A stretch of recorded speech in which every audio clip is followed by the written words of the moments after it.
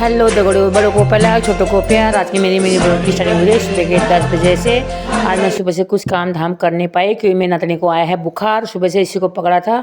फिर मैंने चूल्हे में रखी थी हल्दी रख के मैंने बांधे जानवर बाहर बांधे और अपने टोटो को दिया खाना। दगड़ियों फिर मैंने उठाई चाकू और तसला उठाया, हल्दी निकालने गई। सुबह ही उमाली थी तो गर्म हो रहा था, देख ही सकते हो कि कितना गर्म हो रहा है।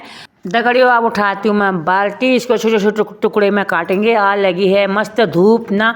हल्दी तो कब की खोदी थी लेकिन बारिश की वजह से हम हल्दी पका नहीं पाए थे, तो बैठ के मैं इसको काटती हूँ छोटे छोटे टुकड़े में। और नातनी आया है बुखार तो उसको बहू ने अंदर पकड़ा है, खाना पीना भी बना रही है, तो मैं बैठ के धूप में इसके टुकड़े बनाती हूँ।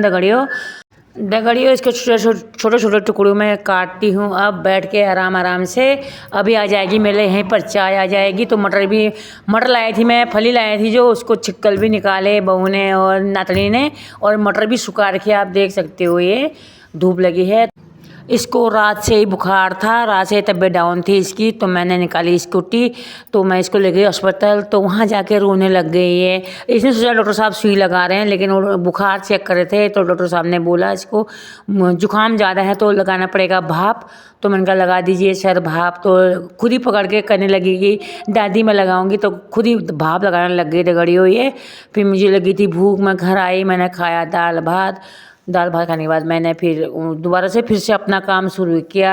बची कुची हल्दी थी वो मैंने फिर काटने के बाद मैंने बहू ने सुखाई हल्दी धूप में। हल्दी सुखाने के बाद हम चले गए खेत में।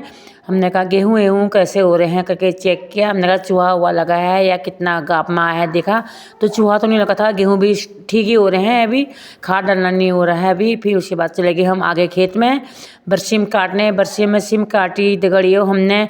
फिर नतनी भी वहीं आई थी, ये खेल कर रही है। अभी थोड़ा बुखार सा उतर गया था। फिर हमने बनाया गट्ठा।